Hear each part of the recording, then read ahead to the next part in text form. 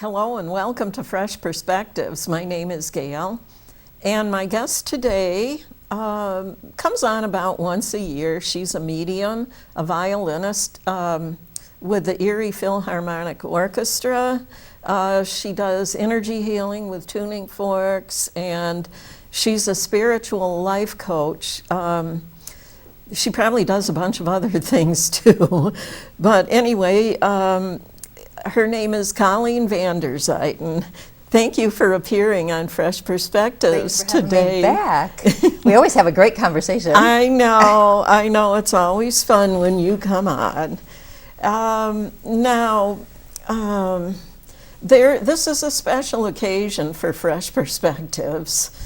And it's only a special occasion on the episode that you're on because the last people that were supposed to be on had to cancel from a couple of weeks ago. I think it was supposed to be here a couple of weeks ago. But so you're the lucky winner who is appearing on episode number 200. 200! Yeah. Oh, how exciting! 200! Oh, it's so cool when you hit those milestones and you're like, yes, I've done 200 shows. How crazy is that? And you get to be on number 200. I guess that makes it special for you.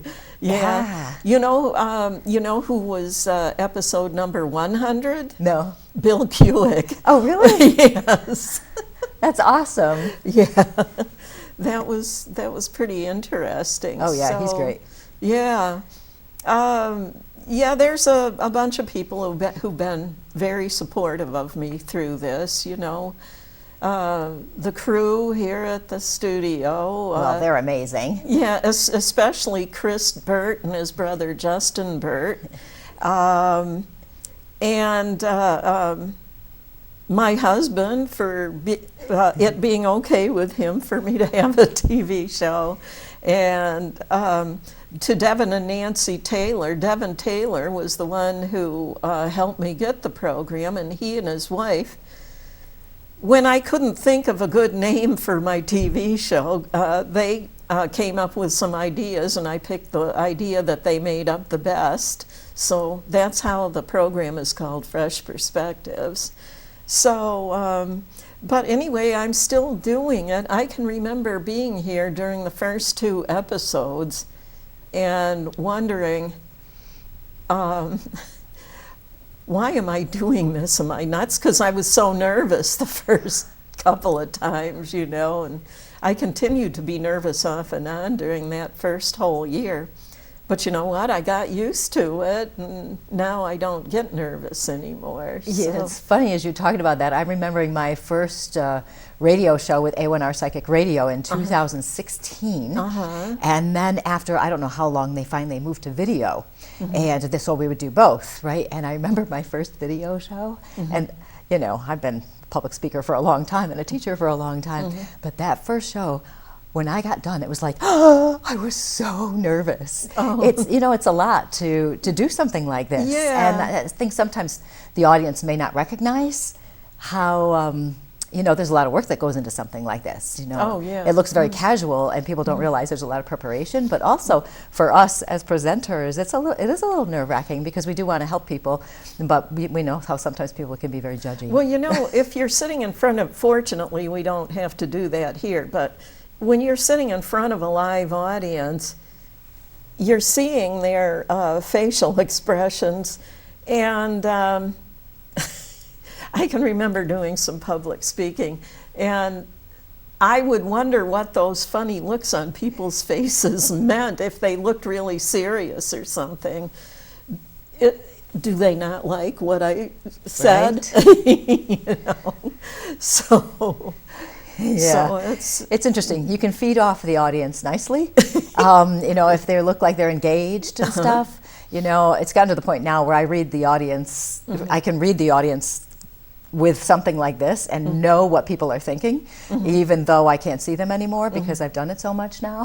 But it's an interesting thing, isn't it? Yeah. Well, one thing that whenever I've spoken about it, and we did an episode on it back in October. That was the one after which my notebook went missing.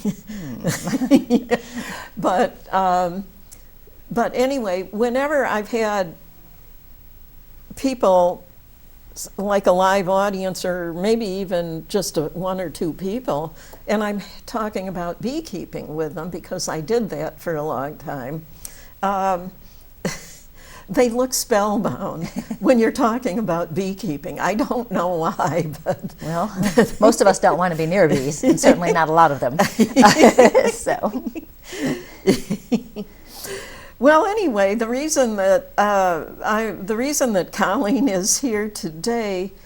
First I want to go on to this other. I want to go on and mention to Colleen that Charlotte Orth wound up being the last episode I did before her.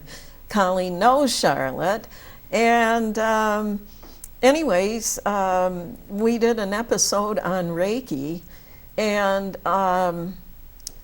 she actually did Reiki on me for some soreness and some soreness and tightness in my neck over here. And so she did that, and it was the second time I'd had a Reiki session. Several years ago I had a Reiki session with somebody else, and I just wanted the viewing audience, both times that I've had Reiki, it's cleared the problem up. The neck thing this last time was, we were in a very stressful situation back in June and had to do a bunch of traveling, and I think that's what brought it on. But that Reiki session on television with Charlotte, that just cleared it right up. Yeah. Do you do healing with tuning forks? Yeah, I actually have stopped doing healing work Oh, because yeah. I don't have time anymore. But I would send spiritual healing using tuning forks or just distant healing. I still work on a little kid regularly who lives far away. So I do distant healing with her, but generally I don't do them anymore. I do teach it. Okay. Still, so I'm doing a lot of teaching of healing because I know so much about it and I've been doing it for so long. Yeah, and it's amazing what energy healing can do. It really helps. It's amazing. It's magical. It is. It really is.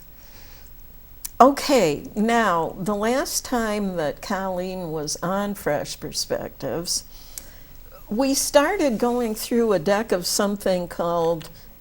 cards called Practical Steps to Self-Realization. And I've got the ones we already did tucked in here in the box.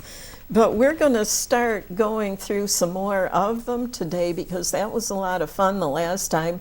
And we can cover information since we're going to be doing ones that we have not already done. You'll be getting new information compared to the information that you got from us the last time. And also, we should tell them that the card deck is not available for purchase anymore. Oh, okay. So it's not available for purchase, and a lot of those ideas are actually in my book, Courageously You.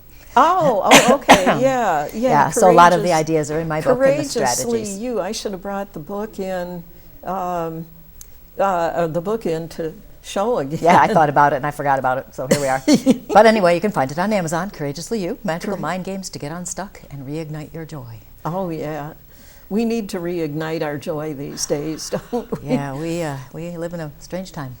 Now, probably those of you at home don't believe it, but a certain card will be calling out to me, and that's why I choose the one that I do.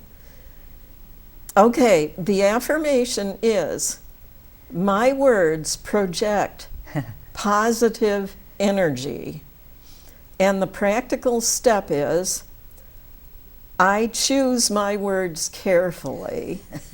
So I'm going to hand the card over to Colleen. Yes. And she will explain what the affirmation does. Absolutely. So what I ended up doing originally when I created the cards many years ago now is I had a theme for each card, And in each card is something that we need to think about, and then the practical step is the things we do to use our words for positive energy. So the affirmation is, again, my words project positive energy, and words are so important for our personal growth, our spiritual growth, if you're into that, just having a happier life, you know, because what happens is we complain, we whine about things, we speak without thinking.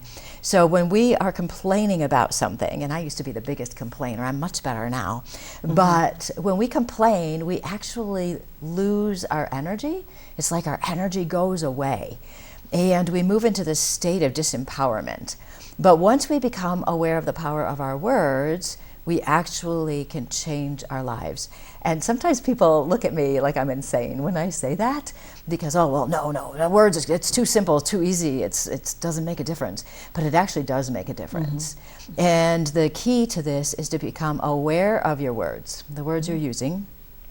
Then, don't judge yourself for the words you're using, because what happens, right, if we're trying to be more positive and we say something negative, and we go, I did it wrong again, and then we start beating ourselves up, creating more negative words.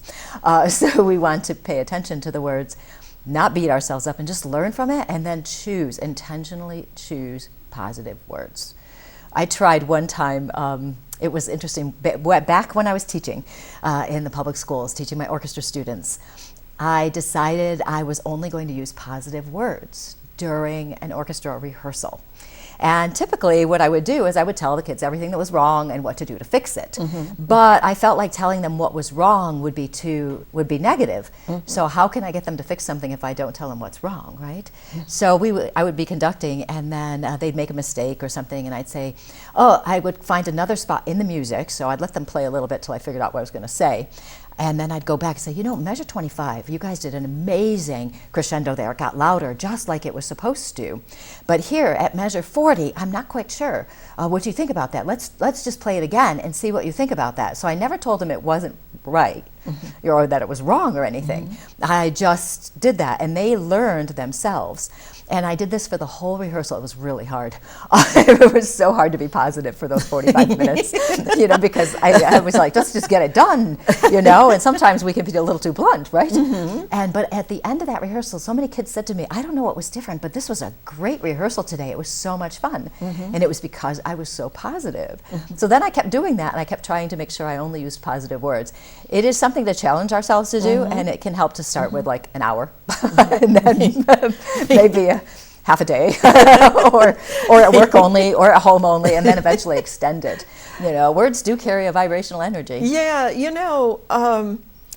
can't always absolutely know what the right things are to say to everybody all the time. And I have actually had people have negative reactions to positive things I've said because they don't agree with it or something, Yeah. So it's like, so I go, there I go, sticking my foot in my mouth again. And I thought I was maybe telling somebody some interesting tidbit of information or something that they'd really enjoy hearing about.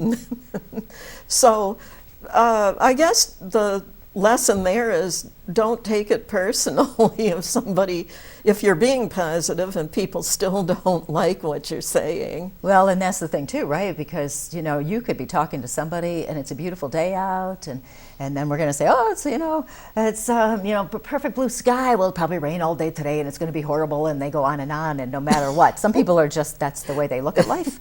So it's good for us to, if we use our positive words as much as possible, it's going to help us stay strong, so that when we meet those people who are negative and energy draining, toxic people, we can stay strong in the face of that energy and not let them bug us so much. Yeah, I remember when I worked for the Resource Center, there was this one psychiatrist that was somehow involved, with that. And I remember going to we had to go to this one in-service one time where he was going to be speaking, and he was talking about something called planned ignoring for behavior problems.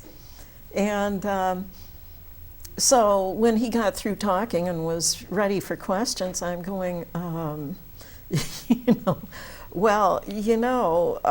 the other people that live in a group home, they're going to probably not like it if you don't reprimand the person for misbehaving.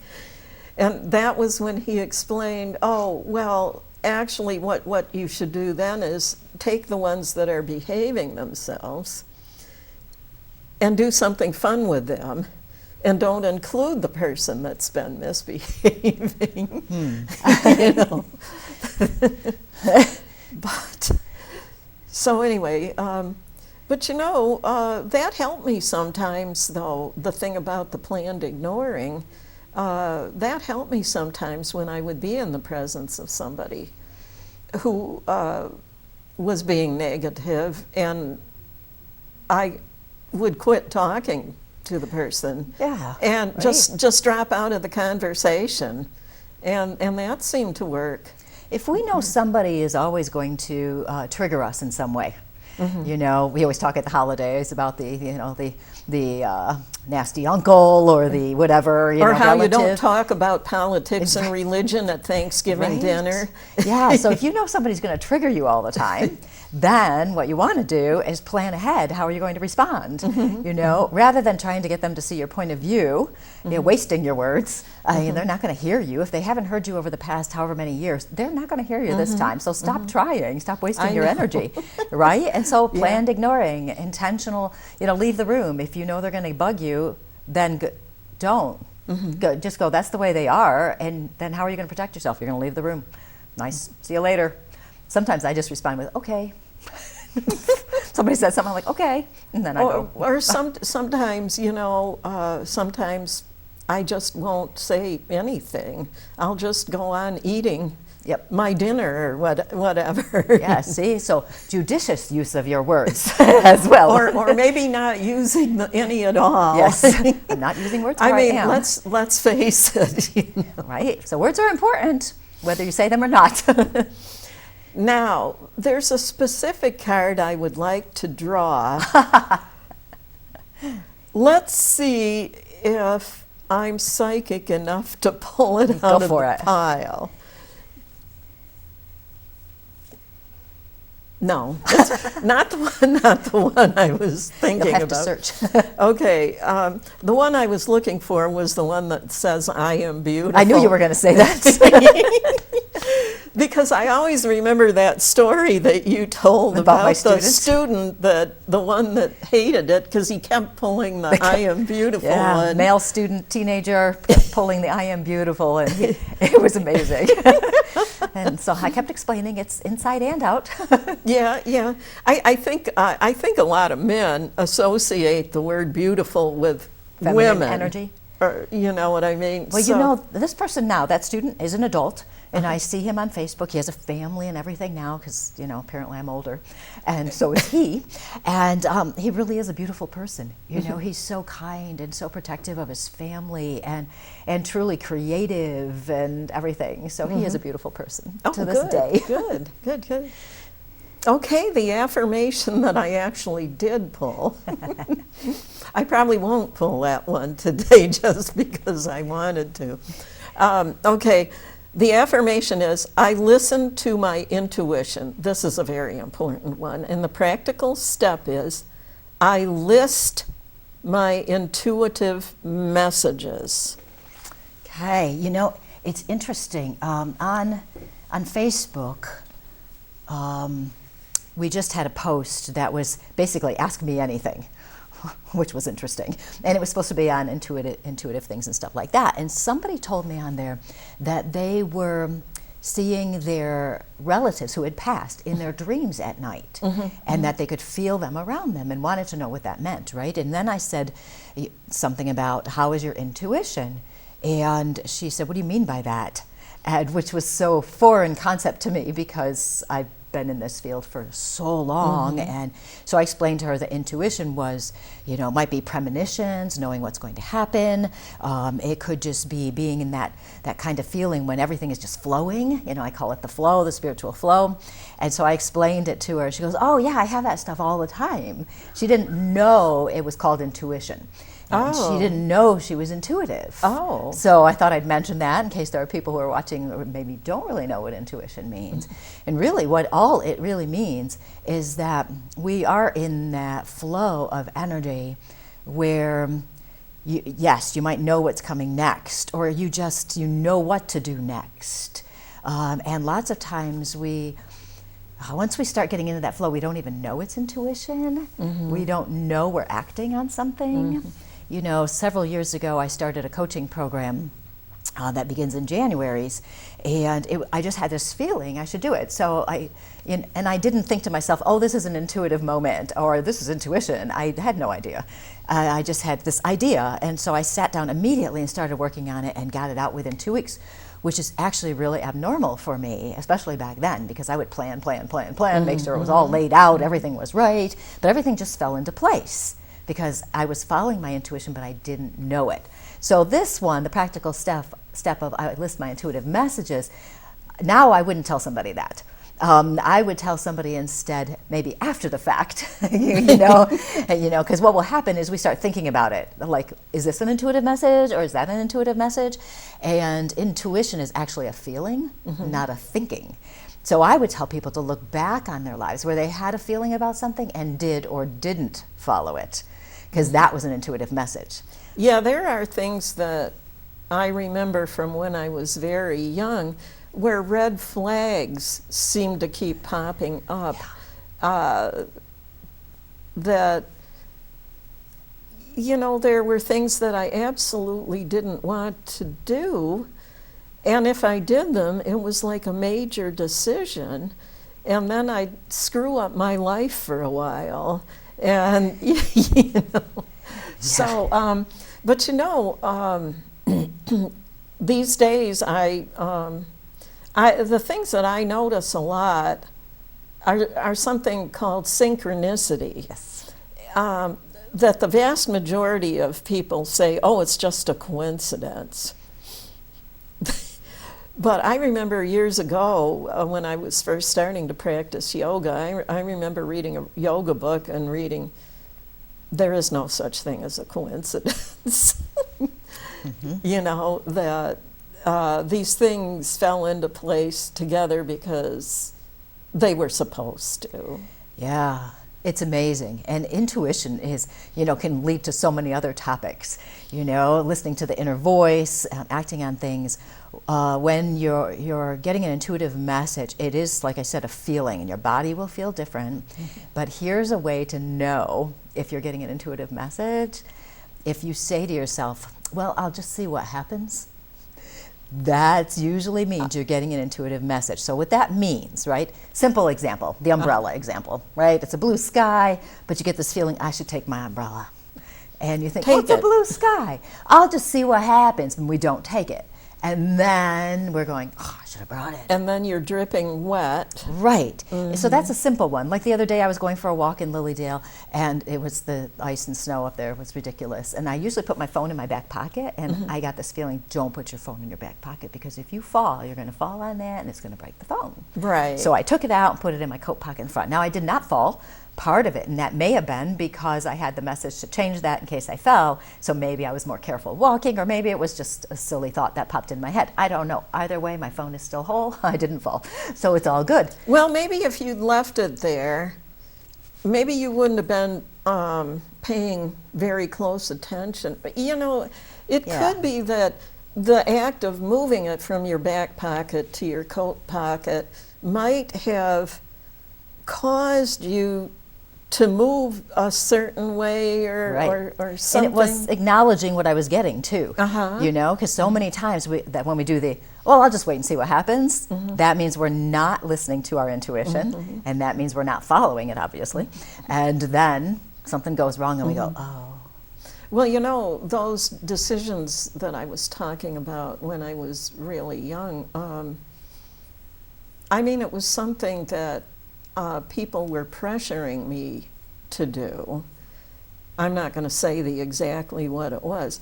Putting a lot of there were a couple of people putting a lot of pressure on me to do something, and it ruined like the next something like 4 or 5 years of my life, literally. Right. You know, because these red flags kept coming up, and I went through with it because people were putting pressure on me instead of just absolutely refusing to put up with it, you know? And it makes so much sense when we think about it, especially when we're younger. We don't have the strength or the ability to stand up for ourselves. And we don't have the life experience that proves we should listen to that intuition. Right. We're told our whole lives, listen to the adults, do what the adults say. So we are programmed from such an early age to actually give away our power. You know, they're trying to guide us, so it's like not wholly bad. If it's your parents, as a general rule, they think they know what's best for us. But being that they are also human, they don't know. And they don't teach us to check in with ourselves. They don't say, well, how are you really feeling about this? I never heard that, you know, and no fault of my parents or anything like that. It's just the way it was, you know, and even to this day, you know, I never asked my kids, how are you really feeling? What do you really think? Though I would ask them about certain things. But I think so much of that is because we were so trained to give into the pressure, to please the other people, that we've forgotten how to check in with ourselves. And because we've forgotten how to check in with ourselves, we don't listen to our inner voice because we haven't done it. And so picking up on intuition, which goes with the inner voice, is like another layer. So there's a lot to that. But I always say, if you want to improve your intuition, learn about who you are and stay true to yourself. One of the other cards, I was going through the cards last night, just reading each one of them, and one of the other cards actually addressed that too. This one, since it jumped out there when I pulled the other one, is the next one I'm going to pick. The affirmation is, I am enthusiastic. And the practical step is, I spend time doing something I love. Yes, yes. One of my most favorite things I say these days, if somebody is feeling lost or depressed or just directionless, the favorite thing I like to say is, do something that makes you feel most like you. Yeah, or you can help redirect somebody else that way too. It's like I could say to you, if you were in a bad mood, I could say, I'm going to go to that arts and crafts show in another part of the building after we finish recording the program. Do you want to come with me? Right? So yeah, you know, maybe get them, invite somebody to do something. If they're, you know, not feeling enthusiastic or something, invite them to do something. Yeah, that can definitely help. And also too, you know, sometimes when we get in that down mode, and you know, we all have it, and and when we're in that energy where we're feeling listless and apathetic or whatever it is, it can be really hard to get out of it. And so I tell people to think ahead of time about something you like to do, so that when you feel like that, you'll go, oh, I feel most like me, or I really enjoy doing this. You already have an idea in your head. If you're feeling down, you can't think straight to go, okay, I need to, you know, say you love bowling. You know, you just love bowling. It's your passion. You're so good at it. So you just reminded me of a movie. About bowling? It was... let's see if I can remember the title. It was something that somebody, a nephew of ours, gave us a copy of. I'm trying to think of the name of it now. That's so funny. Well, it's something about dudes. Dudes. Okay, then. So let me just put dudes in the story. So say you really like bowling with your dude friends. No. So say you really like that, but then you're in a really down mood and you can't think of how to get out of it. You'll know, and you've already thought ahead of time, I love bowling, I'm going to go bowling. Because you know by the time you're done with bowling, you feel better. Mm-hmm. You know, for me, it's writing. If I write, I feel most like me because I'm channeling information through. Playing violin.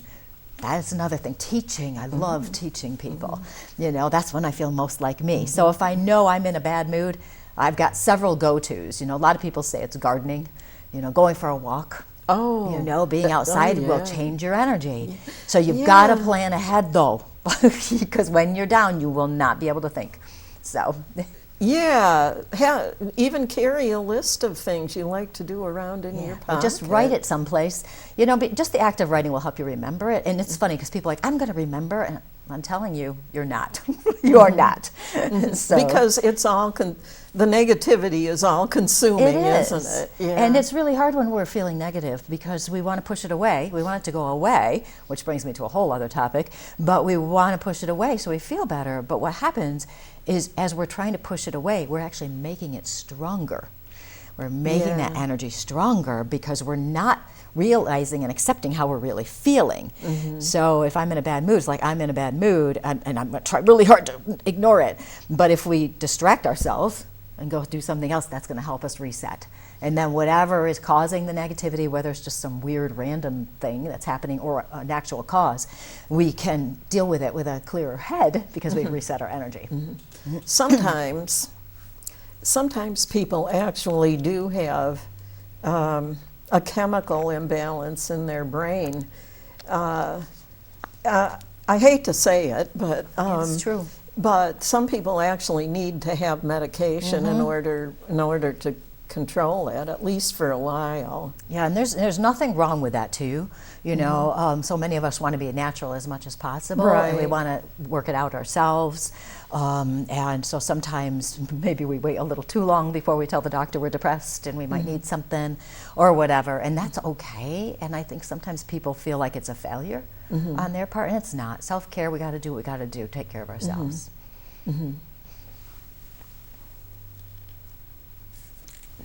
Oops. Oh, we got two. Oh no, what does that mean? I don't know. See what the first one is. Well, okay, we'll do one of the two at a time.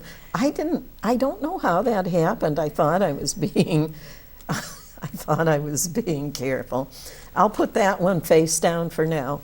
The affirmation is, I am compassionate. The practical step is, I look at everyone with compassionate eyes. This is so timely, isn't it? I know. Life, my first sentence, life can be hard. Sometimes people are unkind, cruel, and disturbing.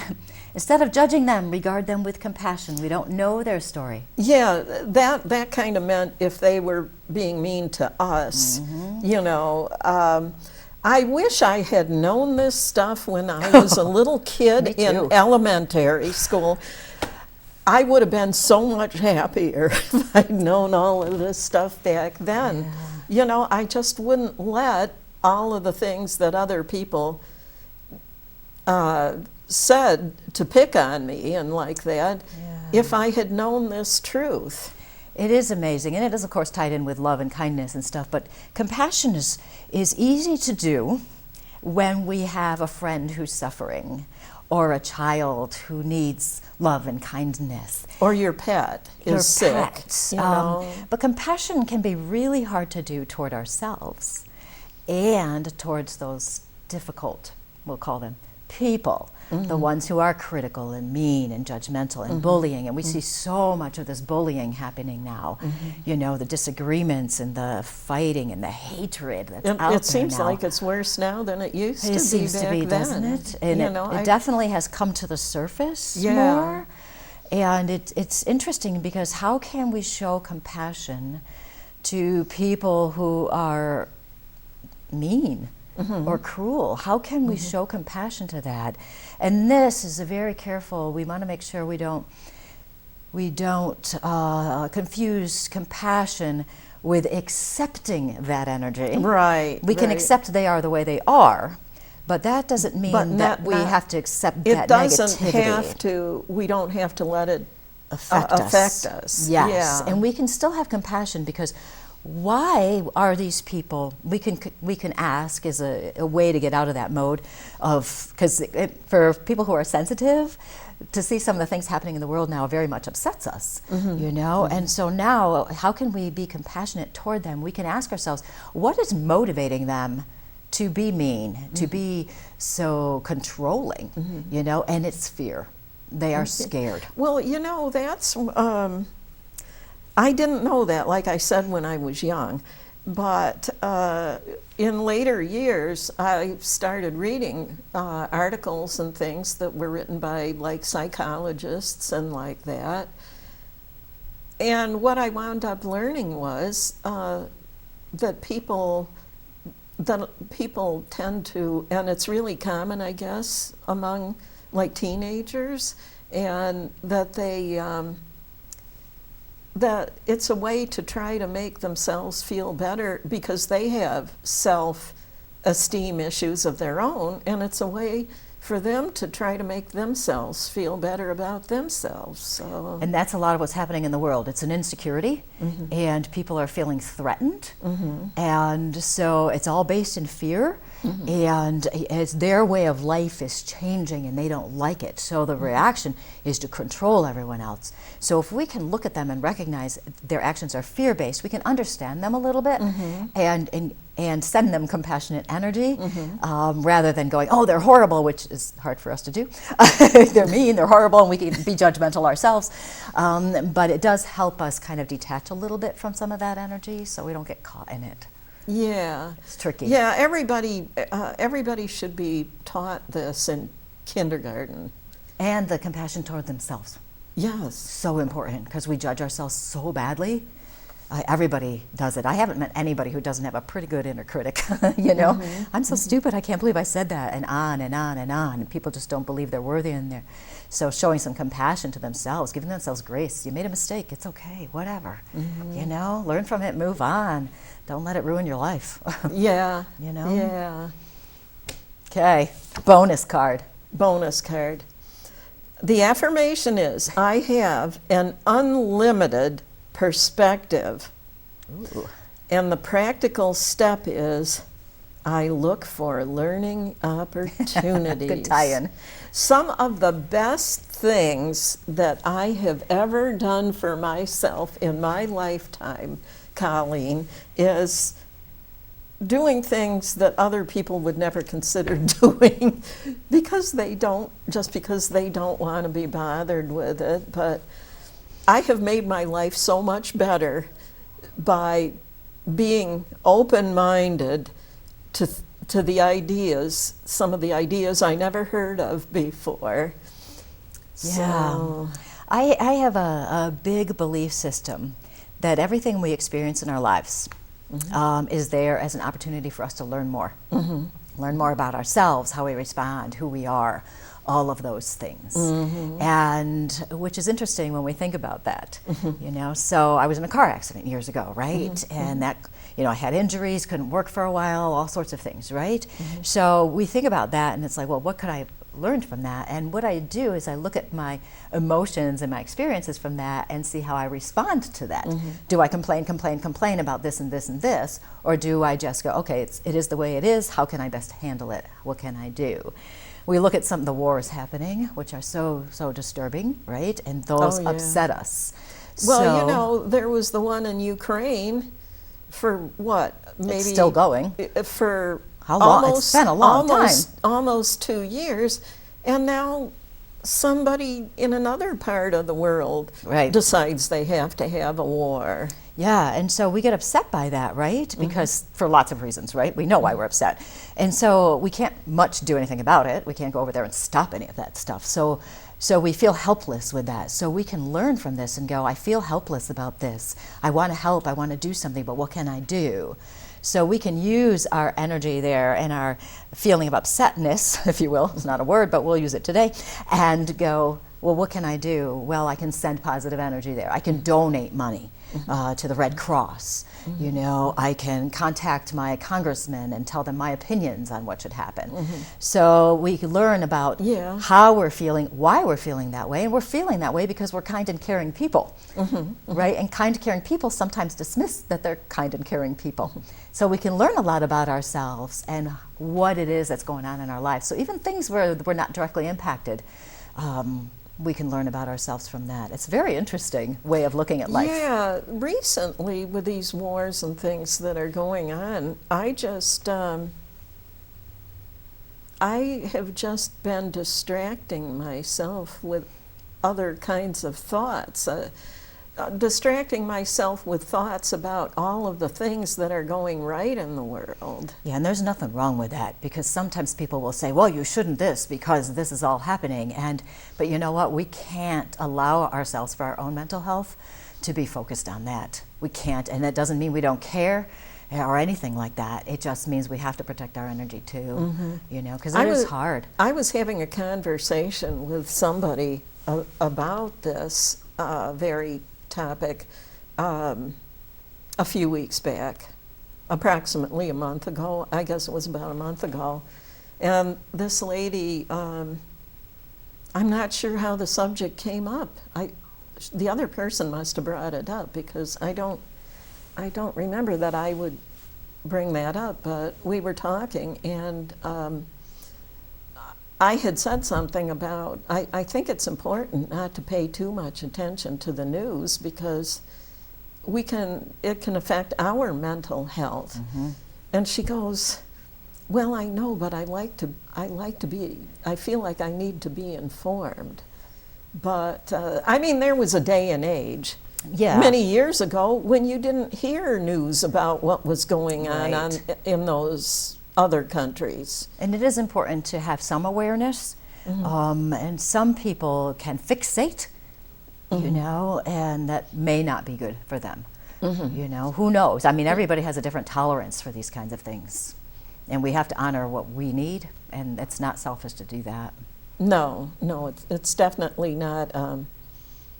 I saw something on a pen that I bought for a gift for somebody recently, and it said something about self-care is not being selfish. Yeah, I say that all the time, all the time. You know, because I remember somebody once accusing me of being selfish because I was doing something for myself. And I remember looking at them and going, what? And realized, that reminds me of a little cartoon strip I saw this fall, at one point in this fall. The cartoon strip is called Baby Blues. It's this married couple, and they have 3 kids, and the kids are little brats. And the little girl came running into the house, hollering to her mother that her little brother had fallen and he was bleeding, and kind of making it sound like he was bleeding really heavily, except he wasn't. But anyway, so the mother goes and gets the little boy and brings him to the mother doesn't say a word. She gets a little boy and brings him into the bathroom and cleans it up and puts a Band-Aid on it. And all the while the sister is saying all this stuff about how she was going to do all of these things for her brother. She was going to become some sort of a surgeon, you know, that could and that she would make enough money somehow to get him a state-of-the-art prosthetic arm, and on and on. And the mother never says a word until the end of the comic strip. She goes, "He'll be okay, it's just a scratch." And then, and then there's one more picture in the strip where the little girl says to her brother, "You are so selfish," like he was standing in the way of her fame and fortune. I get such a laugh at some of those cartoon strips. Quite a story, yeah. Oh, this one's really good. The affirmation is, I choose a higher vibration. And the practical step is, I remove negativity. So what that means for people who may not know, a higher vibration is just being more positive and having, like positive words, love, peace, joy, confidence, compassion, kindness. All of those are what we call higher vibration words. And so as we were talking earlier about words, and the lower vibration words would obviously be hate, etc., bullying, those kinds of things. So we want to be as positive as possible in that kind of energy. Never, though, to skip how we're feeling. We don't want to bypass our emotions. We must feel them. I say this every time I have a radio show, every time I teach a class. I'm always talking about make sure you feel your emotions. Because so many times people think, well, I have to be, if I'm going to choose a higher vibration, that means I'm just going to pretend to be happy when I'm not. So we have to feel what we're feeling. One of my coaching clients said to me a little bit ago, she was pretty miserable. And I said, you know what, it's okay to just feel okay. And she went, oh, because I talk always too about being joyful. That's where we're heading. But if we're really miserable, going from miserable to joyful is not going to work so well, so we got to do little steps at a time. So okay is okay, And so I said, your affirmation for this week is, I am okay, And so by steps we want to get there, And also that applies to the people we are spending our time with. Are we going to be with people who are kind and loving or not? Because you can feel their negativity, so they'll drag you down, Yeah. And one of my dear friends tends to have negative energy, but I know that's the way she is, so I don't let her drag me down. We just have fun. Have fun in spite of the fact that you're hanging around with somebody who's being negative. Yeah. Do we have time? Let me see if I can pull it out without pulling two. I did it. The affirmation is, I nurture myself. Good one. And the practical step is, have fun. There we are. Perfect. I say have fun all the time. Have fun. I say goodbye to somebody, have fun. I started doing that probably, I don't even know how many years ago now, 40-something years ago. And we, as humans, we're back to that programming and conditioning where we were trained to take care of everybody else, to listen to everybody else, to not pay attention to ourselves. So we also learned not to take care of ourselves. We learned not to do self-care. Now that's a big buzzword these days, self-care, and everybody thinks that means go get a massage, which is part of it. But self-care is also protecting your energy from the negative people. It's also choosing to do the things that feed your soul. If you love to go boating, go boating. If you want to walk in the woods, go walk in the woods. If you're too tired to work, stop working. If you need to rest, rest. And so it's all about checking in with yourselves and giving yourselves a break. This society rewards us for productivity. Oh, yes. Right? Yes. Right? Yes. So, at the end of the day, people will say, well, how was your day? And you go, oh, I got this and this and this and this and this and this done, but I didn't do these things. So nurturing myself would be more like, what? I had a good day. I had fun. I enjoyed myself. I feel like I achieved some of my goals. Notice those are all more feelings rather than listing successes. And those successes are important, and they do give us positive feelings. But we want to kind of shift our perspective to feeling good.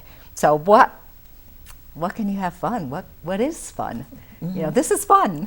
Oh, you know what? Yeah, it is. But you know what? I got to go back the first. I just didn't have anybody scheduled to interview this particular Saturday. Wouldn't you know it? It was just perfect timing. One of those synchronistic experiences. But I wound up finding out that some very famous researchers and like that were going to be in nearby Warren, Pennsylvania, of all places. Some very famous doctors. I know that sounds weird, going to see doctors being fun, but this was, because they're the kind of researchers that have done studies and figured out, how to both prevent and reverse heart disease, and the other one was about cancer.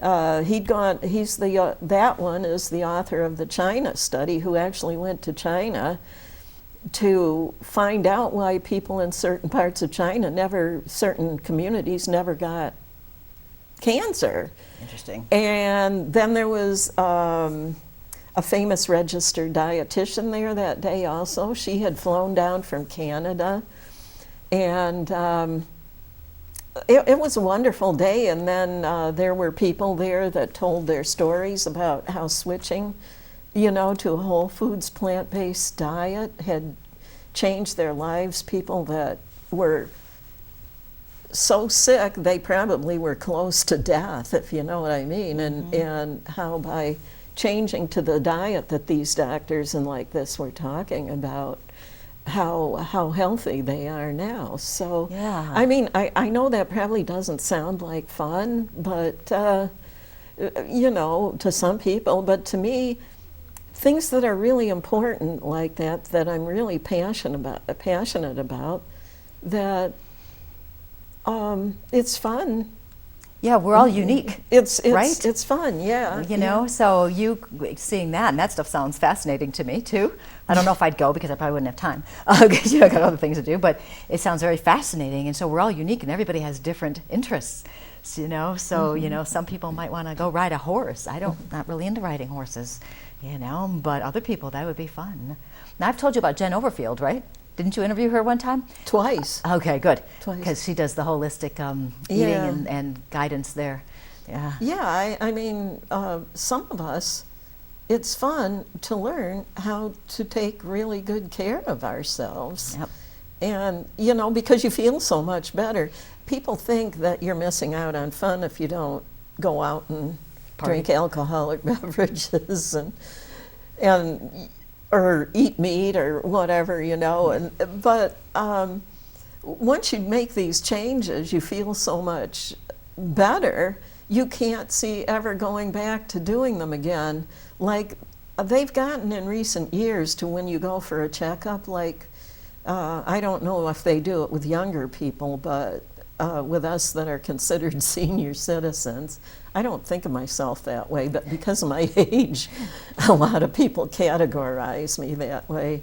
But, it's just that it's just so life-changing that you just fall in love with the way you're taking care of yourself. It's definitely a process, because many of us were brought up eating poorly.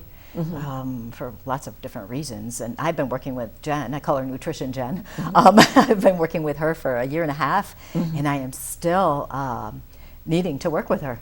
And clean up my diet is better, but it is a form of nurturing myself. It's my self-care, and I feel like I've done really well on my mental, emotional, and spiritual, and now this is like the final piece to me, because my physical things, my physical habits, are reflecting emotional things, as usual, right? Our eating usually does. And I've noticed, I was thinking about this morning, it's funny we're talking about it, that when I was working as a teacher and I would have a vacation time, I would go to, a resort maybe, or I would just have fun. I'd eat all this junk food, and all this stuff that I wouldn't have all the time. Well, since I retired from teaching, it's like I'm on vacation all the time.